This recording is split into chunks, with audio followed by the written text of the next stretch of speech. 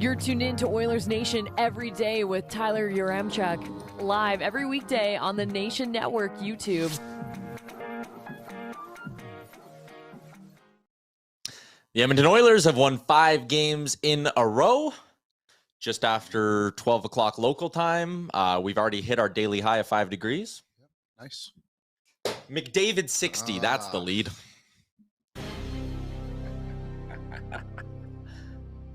I feel like we've had some good intros this week. Come on, that was good. That was fine. Welcome into the show. Oilers Nation Everyday, streaming to you live on the Nation Network YouTube. The last day I'll be saying we're streaming on the Nation Network YouTube. What? Big surprise tomorrow. Show's canceled. Yeah, we have been canceled. Sorry, everybody. You didn't hit the like goal in enough days, and now we're canceling the show, so you can all live with that guilt. Anyways, we're live from the Sports Closet studio, 3 locations in Edmonton and area. You can also find them online, sportscloset.ca. Get geared up for the playoffs with our friends at the Sports Closet. Everyone needs a new royal blue jersey ahead of the playoff run. That's the rule. I don't make the rules. I'm just here to enforce them. And if you do not have a new royal blue jersey ahead of the playoffs, you're not allowed to watch the show anymore. Sergeant Battle is the first one in the comments. Did my bet not hit because it was a bad bet or because we didn't manifest it? Either way, hashtag Mix60 Dukes. Mix60. Yes, everyone is fired up about it. Sergeant Battle adds the balls on McDavid to do the same move twice in OT. I was certain he was going to go 5-hole. Yeah, I mean, what a night. The Oilers kind of bring again their B-, C+ level game for the most part. The stars were the stars. We'll talk about that a little bit more, but this guy absolutely stole the show. Connor McDavid scores early on with the thing I love about him becoming a goal scorer, like Draisaitl has his spot, right? When he scores, we know how Leon Draisaitl likes to score goals. Connor McDavid has like 7 signature moves, and this is becoming one of them where it's like, okay, if you're the goalie, you're like, I got him angled. Okay, he's going behind the net. I need to look. Oh my God, he banked it in off my shoulder. And like, so I sit when I go to games, when I'm lucky enough to go to games, I'm like row 8 right up from the goal line there. So I had like a beautiful view of this as he like curled around and then plunked it in. I felt like I was one of the first people in the arena to stand up, but like that was just beautiful. And it illustrates what James Duthie used the word today on the radio. I was listening on my way in, the most evolved hockey player ever. And I think that goal right there shows it. And the point I was making was we've seen him do that a number of times. We've seen him do the backhand forehand on a breakaway a number of times now. We've seen him drive wide, push it out, change the angle, slam it 5-hole on an odd man rush. He has like this collection now of signature goals that he's established this season. He is, yeah. He's an elite goal scorer, a man with multiple offices.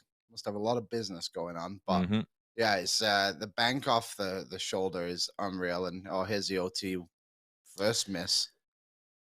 It was like when that happened, that everyone just stood up. Yeah, and then Draisaitl just working his ass off to get the puck, and then McDavid the nerve to do the same move and then have success of it. It was an incredible moment just to be a part of. I was sat row 13 right behind the net there, and man, the wave started when it was 2-2, and then the wave started again when people gradually started getting up from their seats, and it was holy smokes. And then by the time anyone's ass cheeks had even hit the seats again, everyone was back up and ready to go, and McDavid at 60. Okay, that insane pass right there is dumb. Sorry to cut you off, but as we're looping, like that is one of the craziest feeds ever. Blind backhand spin up the middle right on the guy's tape. Insanity. Absolute insanity. And Aaron, I want you to run it back again because, okay, this is nuts. But then again, just talking about McDavid and how evolved he is, like to basically read and remember, okay, I know how Ingram just played that move. Overtime, adrenaline's high. He's probably going to read it the same way. So I'll just hold on to it for an extra second until he goes down. Like, I fully believe that's what's going through McDavid's head there is, okay, Ingram didn't actually like move his upper body over and read the move well. He went down into a desperation. Yeah. And McDavid knows, okay, second time I'm doing that. He's going down into a desperation. I'll flip it upstairs. He said in his post-game interview that he just assumed that Ingram wouldn't expect him to do the same move twice.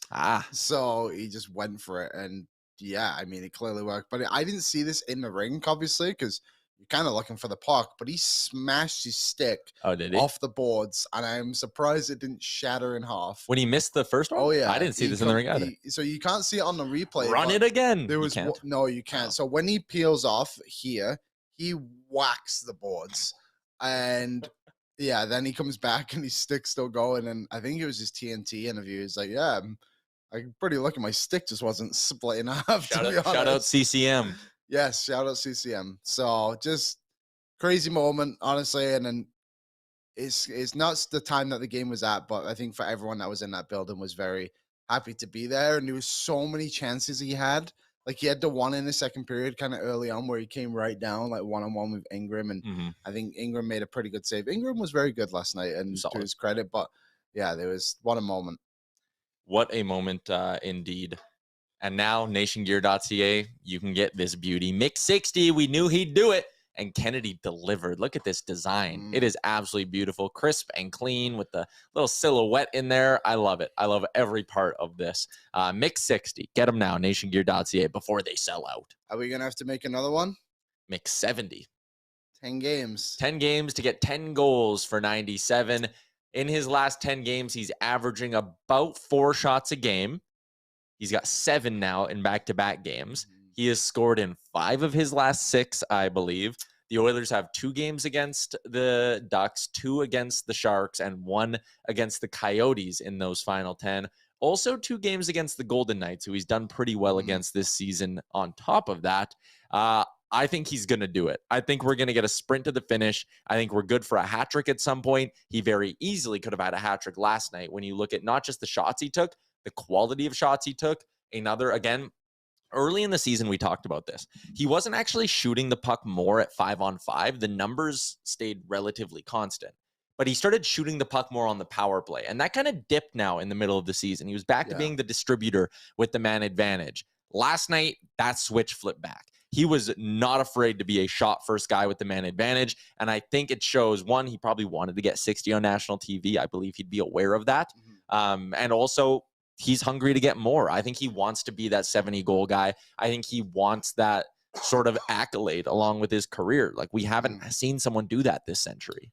No, I mean, Brett Hall would have been the last one, right? To score 70? I think he scored 76 or whatever he did. But McDavid also has 12 goals in his last 12 games, which is crazy to think about as well. Yeah. But yeah, I think he needs, 3 more to pass Gretzky's record of 6. I think Gretzky's record's 62. So he'll beat that for sure. And yeah, I fully expect it. And like you said, like he has the soft matchups in there, but also there's big occasions, which McDavid shows up for almost every single time. So I am fully on board for the 70 train. Fewest games to get to 60 goals in a season. And I feel like last year, and I shouldn't even do it, but last year there was a way bigger deal about Matthews getting it.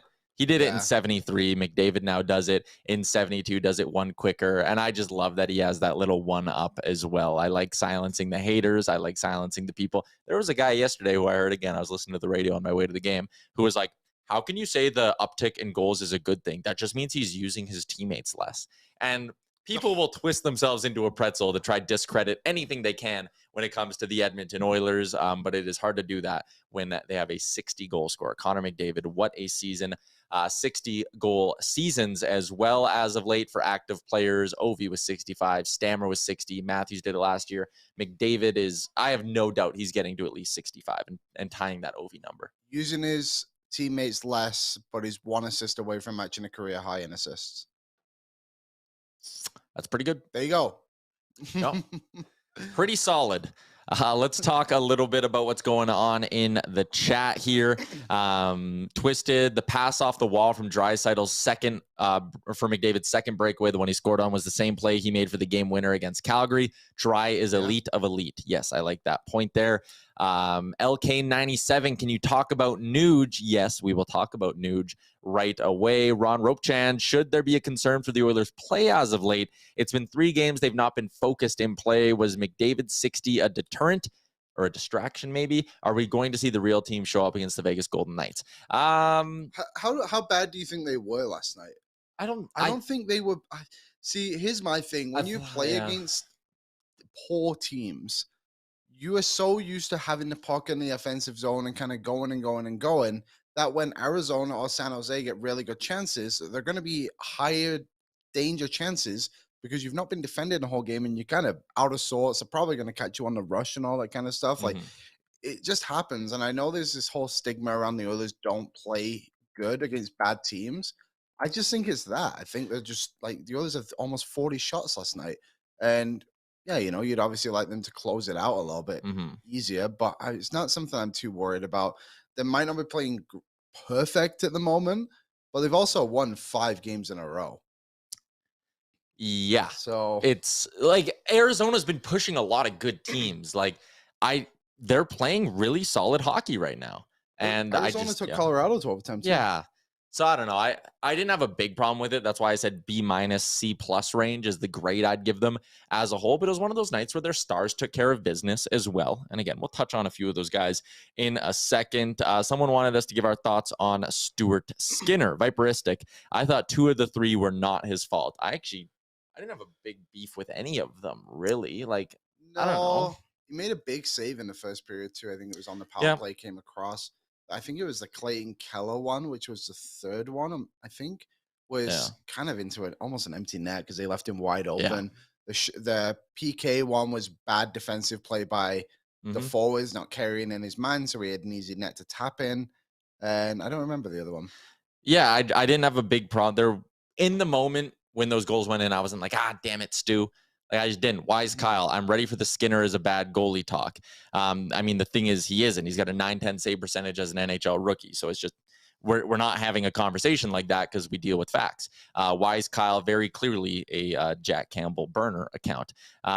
He says it seems a bit hypocritical if you blame Jack for the same thing you coddle Skinner for. What are we coddling Skinner for? Again, one guy has a .910 save percentage on the year. The other guy's not going to get his save percentage above .890 on the season. So, listen, they've both won their fair share of hockey games. I get it.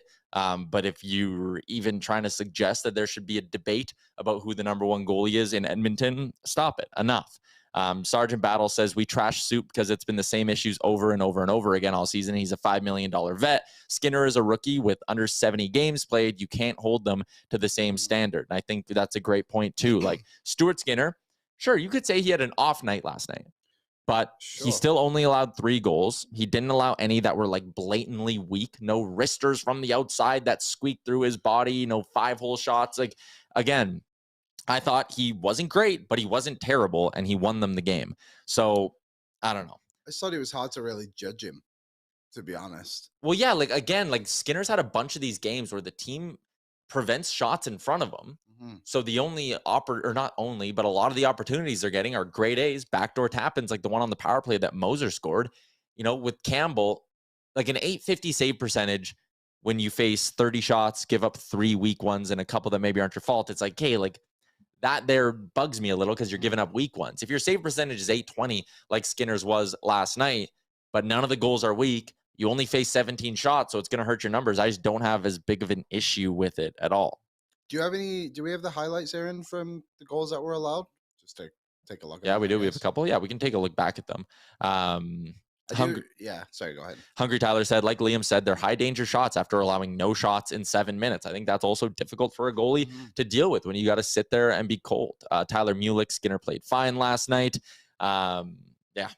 Here you go. This is the first one. This is the first one. Yeah, this is the JJ Moser one. Like, it's on the power play. Desharnais left with 2 guys. Yeah, Desharnais left with 2 guys. Wasn't great coverage. Someone probably could have prevented a cross-seam pass at some point. Absolutely not Stuart Skinner's fault. I don't know which ones you'd like to blame him on. That is certainly not one of them.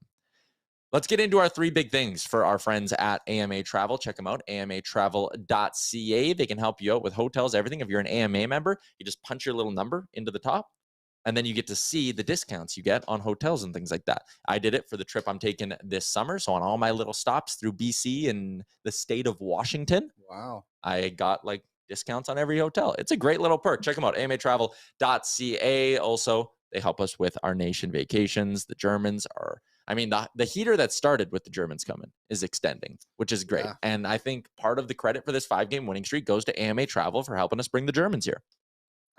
It's not a crazy line to draw. They're the fourth star in this. Number one in my three big things is the guy who was the first star in the arena last night. I was actually surprised he was the first star. Connor McDavid wasn't one of the 3 stars in the building last night, which I thought was weird. But Ryan Nugent-Hopkins, the Nuge, picks up another 2 goals, and boy, did they ever come at big times, close to the end of the second period to bring the game back to a tie. And then to even things up again in the final frame, Ryan Nugent-Hopkins now up to 33 goals in 72 games on the season. He's got 10 games to go. I don't think he's going to get 40, but the fact there is even a debate to be had about Ryan Nugent-Hopkins being close to the 40-goal mark is insane. 88 points in 72 games. Liam, should we do some math and see what he's on pace for? May as well. We're here. What's that? 100.2. He's on pace for 100 points as in his 29-year-old season, his 12th season in the NHL, and Nuge could hit triple digits. We get a look at that goal. Oh, look at that. Another ho-hum beautiful pass by Leon Draisaitl. Under 10 seconds to go. An absolute beauty. Vintage Nuge, wrist shot blocker side. The breakaway goal was absolutely sick as well. He was lights out in that hockey game. Who's passing this one? Who delivers? I believe that is the best passer in the NHL. Leon Draisaitl. Yep, the best passer in the NHL. Boom, Nuge in his spot, fires it home. Says nice pass too. That's my lip reading. Nice pass, Leon.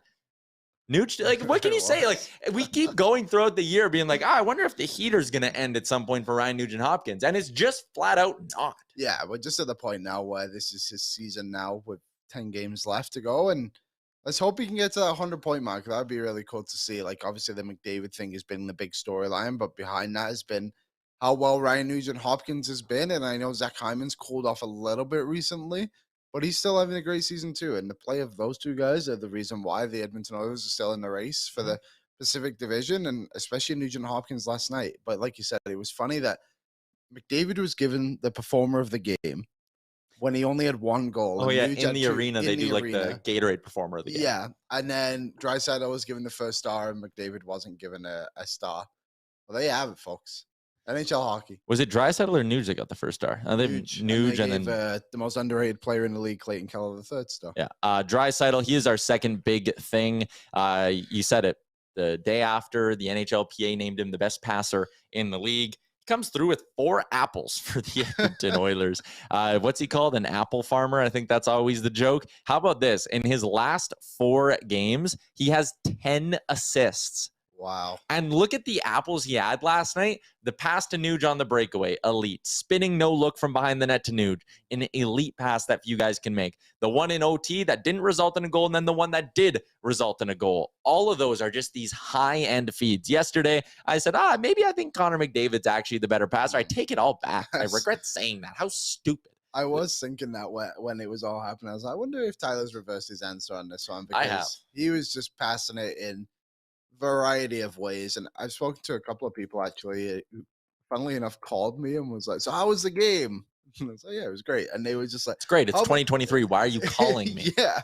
How about and all of them said is, how about Draisaitl's effort on that overtime winner to go in and dig into the boards, essentially beat 2 guys, and then still get the puck back to McDavid after, how far away he passed it as well. It's just the kind of player he is, and he has this mentality. Sorry, he has this image that people put on him of being a lazy player. Yeah. And sure, sometimes maybe you'd like to see a little bit more of a dig, but when he really needs to, he shows up. We saw it in Game 5 last season in Calgary. I know it was a bit of a soft spot after Johnny Gaudreau just skated away from him, made it a little bit easier for everyone, but essentially the same player. So he finds ways.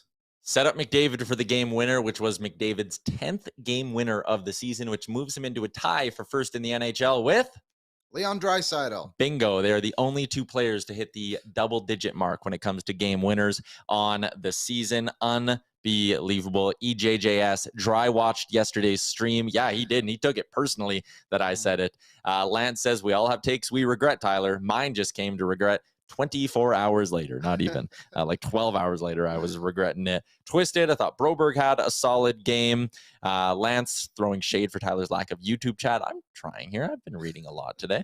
Our third big thing from last night's game is just that this team is finding ways to win with their B and C level efforts. And I think that's actually really encouraging. I'm going to take the glass half full approach to it. You want to be playing your best hockey come playoff game and come playoff time. There's still 10 games to go. They outshot the Yotes 20-13 at 5-on-5, scoring chances 24-16 according to Natural Stat Trick. High danger looks were 12-6 according to Natural Stat Trick. They were the better team last night, I think, for the game, on the game as a whole. They controlled play for most of it. They just weren't as dangerous as you'd maybe would have liked, weren't as dominant as maybe you would have liked. But still, they've won 5 games in a row, and they really haven't been playing their best hockey for 2 or 3 of them.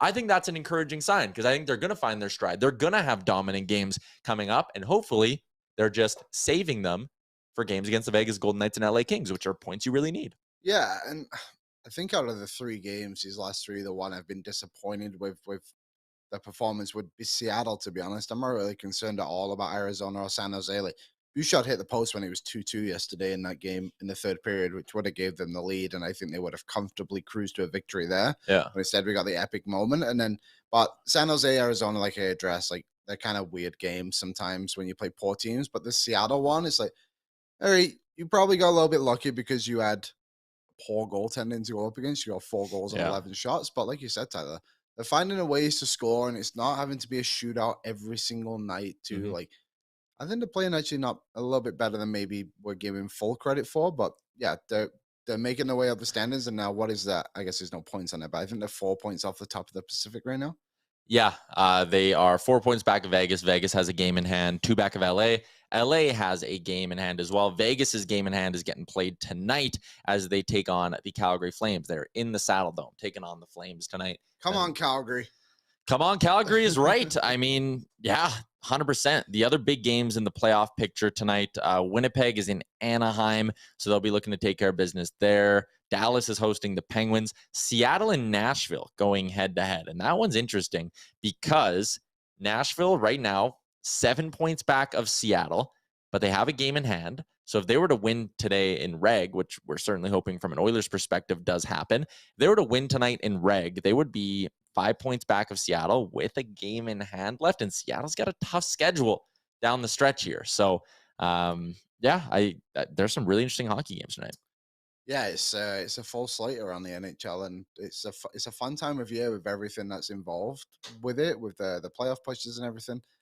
I would like to see Seattle make the playoffs, though. To be honest, I like it. It doesn't have a big issue for me if they miss or make it. But it's like, oh, it's second year as an expansion team to like cool story. Get it, grow the game a little bit more in a market that hasn't had an NHL team before. I think it'd be a fun little thing to add in there. I'm rooting for chaos a little bit, so I'd love to see Calgary win tonight and Winnipeg to lose because I think that being a 2-point gap would be really interesting. Also, Nashville 5 points back of the Jets with 3 games in hand. If they just take care of their own business, they could straight up pass the Jets in points. So there you go. Another thing, and it's important to remember at this time of year, as the Oilers look to track down one of the Kings or Golden Knights, is Edmonton holds the tiebreaker over everyone in the Western Conference. So all you need to do is move into a tie with these teams, and you're going to jump them in the standings. So a big week of games. The soft spot in the schedule isn't fully done here, but 3 of your next 4. Vegas, Arizona, who can be tough. They're pesky Yotes, but Vegas again, and then LA. Huge stretch. Skinner starts 3. You give Campbell the game against Arizona. I think that's probably pretty straightforward. Yeah, I don't think there's any other way to discuss it, to be honest. You got to win those games, and I guess Campbell is winning your hockey games, but you gotta do it a little bit more safely if I'm picking the goalies. Sean in Calgary, I want the Flames to make the playoffs. So satisfying beating them. Ski Bum said, I'm more worried about clinching than worrying about matchups. I wouldn't really worry about that. If the Oilers were to fall out, let's use Nashville as the example. Okay, right now, Nashville is 12 points back of the Oilers. Let's say Nashville wins all of those games in hand they have. They would be 6 points back of the Oilers with 10 games to go. Let's say Nashville wins all their games in hand and the Oilers just go 5-5 in their last 10. That would put the Oilers at 100 points. And that means Nashville would have to make up that 6-point gap and go 8-2 in their final 10. They would have to go, if the Oilers play 500, Nashville has to go 11-2 to pass them. It's not happening. As fans, we should not be worrying about the Oilers missing the playoffs. Right now, the goal should be, can the Oilers win the division? That is what should be on all our minds. Let's be optimistic about this team. we're all talking about how they're not playing well. Well, they're on a 5-game win streak, and they've come through a tough stretch where they went 500 and probably could have won 2 of those games if goaltending showed up or they didn't make some terrible mistakes. So this team's good right now, and we should be thinking a lot more positively about them in some aspects, I think. Yeah. DC, hot take issue I see with the Oilers is that they give up 2 terrible goals a game based on defensive breakdowns. In the playoffs, you won't win the cup unless you eliminate that, which they won't. I don't know. They went pretty deep last year. That series against Calgary, they still broke down a lot defensively, like it happened, and Mike Smith wasn't great. So, I think they have it in them to eliminate it. Their blue line is better, I think, this year than it was last season, just with the addition of Ekholm alone, hopefully a healthy Darnell Nurse as well. So I'm not I agree. It's the one thing that could sink them. It's the weakest part of their game. But I just think, and I actually wrote about this the other day on the site, if you want to go check out a little bit more, the game, it changes a bit. It gets more intense, but it's still the same game in the same sport. Teams don't just magically find another level all the time come playoffs. I think LA has the ability to shut down the Oilers because they're just that good defensively. They flat out are. But if the refs call the rule book, and you'll get power plays in the playoffs. I've been harping on this a lot. It's not like power plays suddenly disappear in the playoffs. You actually get more of them on a per game basis in the playoffs. If your power play's hot, you can still overcome being mid defensively. I don't think that's a crazy thing. I think one thing to consider with the Oilers is, do their pros outweigh their cons? And I think 100%. The offense is significantly is more than capable of outscoring their issues. And we can talk about it doesn't happen in playoffs. Well, it just did. The Oilers, that's exactly what the Oilers basically did in the playoffs last season, and they ran into a team in Colorado who were just better than them at scoring goals, to be honest. They just had the offense to back the punch with it. So I'm not worried about that stuff. Obviously, it's going to be an issue, especially the penalty kill, that assignment that someone missed the assignment on the goal yesterday where they scored the first one. It's you got to clean that up. But at this point, you're probably not. You just I think in the playoffs, like you said, things get a little bit more intense. Maybe guys are jumping in front of pucks a little bit more, which helps defensively and bearing down a bit. But I'm not too worried about it. And I mean, you could look at that series against Colorado. In games 1 and 4, they scored a total of 11 goals and lost both games. In games 2 and 3, they scored a total of 2 goals over 6 periods and lost both games. Yeah. So which way do you want to view that? Because I think you can view it either way. You could say, hey, they would have won 2 games if they could have bared down defensively in games 1 and 4. Or you could sit there and say, hey, if they would have scored like we know they can, they bring games 2 and 3 to overtime at least and have a chance to win them. So I don't know. I think you can go either way with it. I think it's going to be a fun playoff run. Yeah. Tyler Mulick, we have more weapons this year. Ekholm is a huge upgrade over Keith. I agree with that 100%. Kyler, I normally never want a player to get hurt, but if Mikey Anderson breaks his ankle, I would not be upset. Sure. I refuse to comment, but I agree. Karma. I refuse to comment, but I agree. DC says I might quit my job if they win the cup. I will cry. Yeah. Yash says, question, how screwed are we if Skinner gets hurt down the stretch in the playoffs? I joked about that before the show. I was like, can you imagine the world where, knock on, again, we're just talking here. Skinner goes down, but Jack Campbell saves the day. He's lights out. He's got a 970 save percentage in round 1 of the playoffs. It'd be remarkable. Yeah. Hey, I joked about it before. Jack Campbell wins games. He was good in the playoffs last year for the most part for the Leafs as well. What was his save percentage in the playoffs or his GAA? I was just trying to find that. Hockey DB isn't good for that one. No, NHL.com is the way you need to go. NHL.com. Where have I got to go here? Playoffs. Yep. He had a 934 in 7 games last season with 1 shutout and a 181 goals against. Very good. Year before, 897 with a shutout and a 315 in 7. Not as good, but he was very good in Game 7. Not as bad. He was playing for the Leafs as well, so come on. Guitar Maniacs, home ice still important still. I push back on that a little bit. I would prefer home ice advantage. I think everyone would get the extra game at home, right? That's big. But everyone loves to just point at Game 7 and be like, you want to be at home for Game 7. The thing is... don't let the series go that far, 1. 2, having Game 6 at home is also big, right? Everyone talks about, Game 7. okay, well, the Oilers had to go win a road game in game 6 just to get to game 7. And if it was the other way around, like, yeah, the LA Kings had a chance to close out that series Twice. at home. Yeah. So I don't know, like home ice is important, but everyone always likes to focus on game 7. Well, you do get game 6 at home if game 7's on the road. If you're the Oilers, man, I would like to see them just close out a series in 6 games on home ice, right? Yeah. Again, I get it. It's the 4th home game of the series. You'd like it, but I don't think it's like the be all end all. I don't think it greatly changes the way I view an Oilers series against really anyone if they're at home or on the road. Yeah, okay, you don't start the series at home, but I would argue the chances of just stealing a game are kind of greater in games 1 or 2. Things can be a bit more random. Teams haven't established their matchups yet. Oilers lost every game 1 last playoff run. And they won 2 of the 3 series. 2 series. Just on the Jack Campbell thing, I went and looked at his numbers. He had over a 900 in all in 6 of 7 games against Montreal in 2021.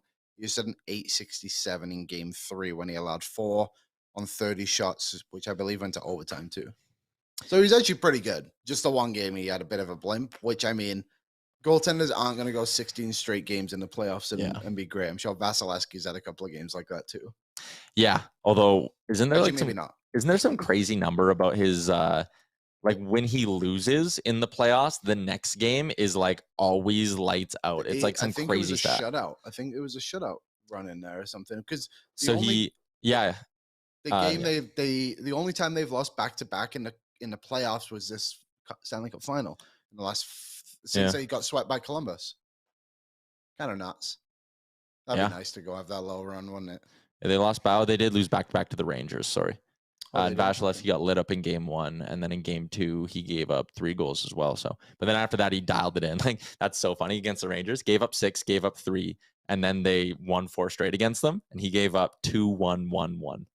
Oh, it's pretty good. Vasilevsky's really good if you aren't aware and you're watching the stream right now. Look him up. DC, does anyone miss Barrie? Remember when we were all freaking out our power play would be in shambles? I wouldn't say we were all freaking out. I said I had a take I regretted earlier in the show, so I'll pat myself on the back and say I wasn't worried at all.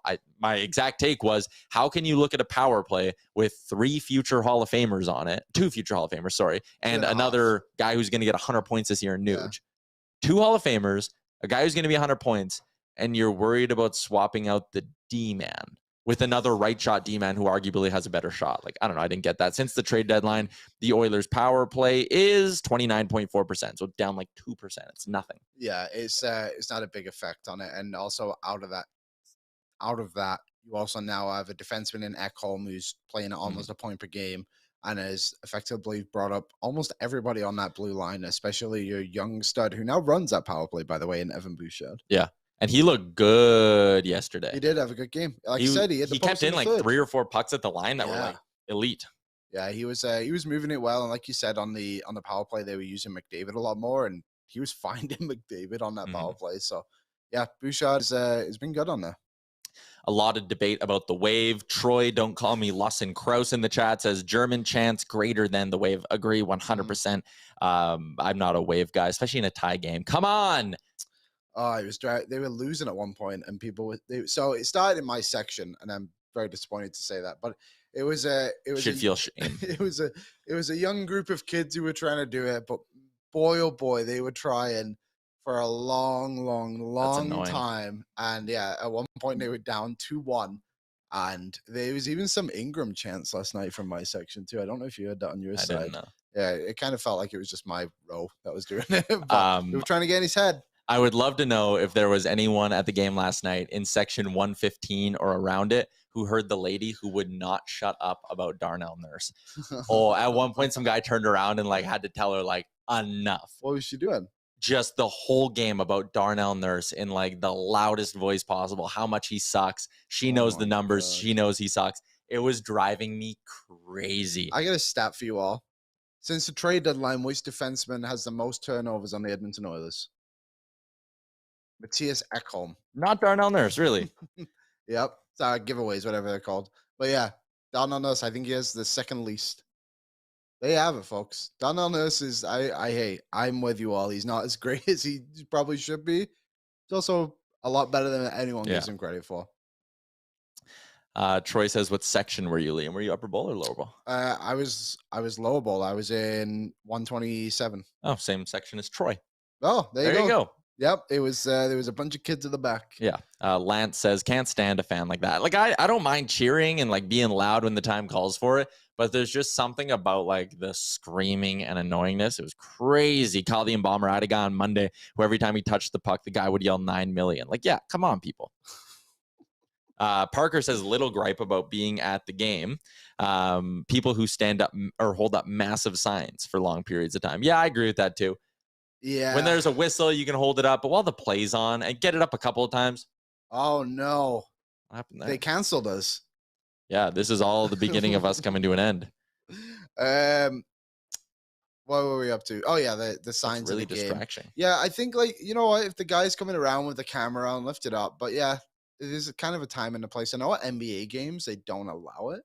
You have to have like, your sign verified at the door. Well, that was like a few years ago. I went to a Phoenix game, and yeah, if you had a sign, you had to get it like checked out by security, which is kind of funny. So, oh no, are we about to get Fail Army on the TV? Oh no! Every time we turn on the TV when we get in here, there's Fail Army playing, and I'm trying to get the logo back on while we do it, and I feel like we're about to get Fail Army, and if we do, we might just run with it. Enjoy whatever's about to pop up on the screen. I'm mildly nervous about what may show up here because we are broadcasting live. But one thing I would like to bring up for people who were at the game was the Bumble matchmaker that was presented. Man, that was so cringy. That was very funny. I hope you two had a lovely evening, whoever you are. But if you were in the chat and you were at the game and you saw that, let me know what you thought, because I thought that was very funny, especially when they panned to them. And they were both just dug into their phones and not looking at each other. It was a special evening at Rogers Place for a variety of reasons. What is going on behind us? I don't know. Is there an HDMI code? I have no idea. Right. Also, they did the kid spelling bee at the game. Oh, yeah. And so the first one, he got Kane nailed it. Yeah. And then they go Desharnais. I was spelling Desharnais' name wrong for like the first 2 weeks. Yeah. He got called up. I didn't know there was an H. The kid struggled mightily with it. Yeah, I think he got to H. Because he said D, and then he said A. And the whole crowd was like, E. And then he like couldn't seem to grasp what people were saying. So we didn't make it very far. But then he got Hyman and he won the nurse jersey instead. So it was fun all around. It would have been nice to see him get Desharnais though. But yeah. Oh well. Oh no. That's literally what it says on the TV. It literally does say, oh no. The title is currently unavailable. What are you talking about? It's a what custom title. Golly Wally. A major distraction. I was in 130, section 130, and there was a drunk guy thinking Campbell was in net. There was a guy in the section over to me too, where it's like, so I know some people like to have fun when the camera comes on them. Yeah. But this one guy stands up and just lifts his shirt up. And it's like the cameraman just literally pulled his camera down. He's like, I'm not putting it on the screen. Like, you just ruin it for everyone. But I made the Jumbotron yesterday. Really? Yeah. There was some people at the end of my row we were on. And I just popped my head to the side, give a big smile and a thumbs up. And I had a text. Saw you on the Jumbotron. I make the Jumbotron. Someone said we should unplug and replug it. We connect to that through AirPlay. I'm going to try do it again, but I'm worried like my text conversations are going to pop up. Just be ready to like hit the Betway button, Aaron, or something like that. Yes. Put rice. It's not working. I don't know what's going on today. Weird. Tyler Mulick put it in rice. I mean, yeah. Sure. People keep talking about Jersey Mike's. That was something on the broadcast, right? Jersey Mike's. Yeah, I saw people were talking about it on the radio too. Jersey Mike's isn't in Edmonton though, is it? What's Jersey Mike's? It's like a sandwich place. Is there a place in Edmonton now? I don't think so. There's a place called Mike's Sub in Donaire. Shout out to them. We are all over the place today on the show, honestly. Where are we up to? I listened to questions. Have we answered any?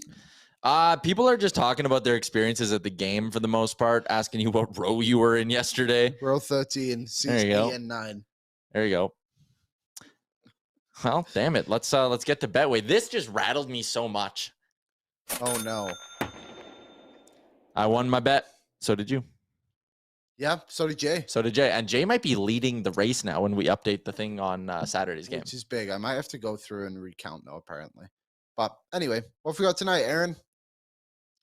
Florida to win. Do you know I counted 7-2-1 in their last 10.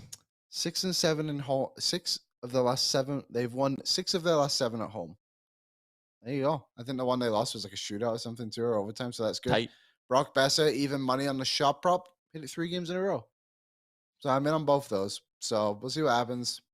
Wish the Oilers were playing again so I could bet on them and win. Dustin, yeah. I'm going Rangers money line. They're road dogs against Carolina. I like that one. And I'm combining Buchnevich and Radish over 1.5 shots plus 145. Good value there. Radish shoots the puck a lot, and they never move his line off that. Now it looks like Betway's on the screen.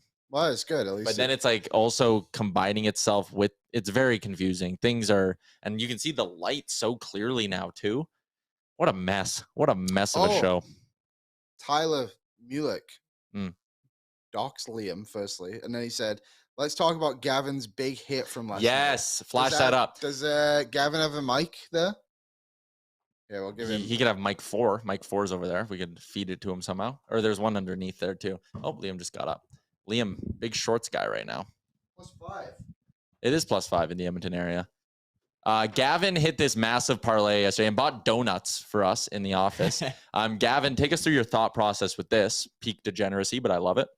I'm not going to lie. It was literally 15 minutes before puck drop. I was watching warm-ups, and then I was talking with my buddy about the type of year Keller's having and Hayden's having for Arizona, and I already had a feeling that Nugent's going to have a game, so I literally threw this together 15 minutes before puck drop and got lucky. Attaboy. I threw mine together 15 minutes before puck drop too, and it wasn't as lucky.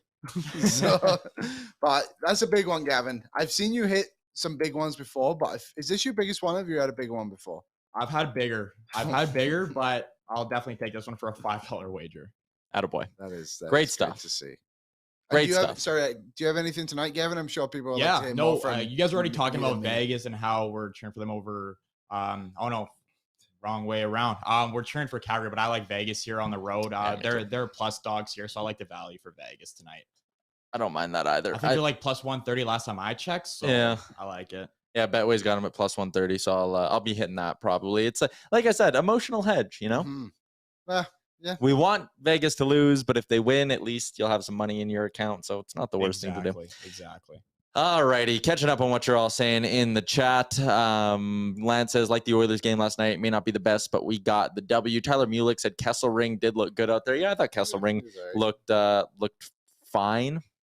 Some people talking about not getting credit on certain sites for the McDavid goal. Betway counts OT goals. That's all you need to know right there. Don't get me started. Someone goals. Yeah, someone messaged me on Instagram, actually. Who was it? I want to give proper credit. Chris Yu said he's moving to Betway because they honor OT goals. There you go. It's false advertising. In a way, yeah. But not with our friends at Betway. 19 plus, please play responsibly. Yeah. What else we got to hit on today? What do we got? McDavid. I think tomorrow we're going to have a guest on the Star Mechanical guest line. Oh, nice. Frank bailed this week, so we need to try to get someone. Yeah. Maybe someone who can like talk about the entire NHL or something like That'd that. Be cool. Yeah. Do you guys want that? Let us know. Yeah, let us know. Should we get someone who can just chat NHL tomorrow? It's 2 back-to-back days without a game, so it's kind of weird. Yeah, these I hate these ones. Just play every other day. Do us a favor, NHL. Yeah. But don't play on Sundays during football season. Just in general. In general? Okay. Sundays off. Fair enough. All right, that's going to be a wrap on today's show. Shout out to our friends at the Sports Closet, sportscloset.ca. Tomorrow or Saturday will be our next Sherwood Ford Giant Game Day show. Let's plug up the shirt again, Aaron. Let people know who are just hopping in where they can get it. nationgear.ca. Connor McDavid's got 60. Pick up the Mix 60 shirt now at nationgear.ca. Thanks, everyone, for tuning in. We're going to try to get this TV fixed in the meantime. New episode of Real Life later today, and then we will be back tomorrow at noon Mountain Time. Chat with everybody then.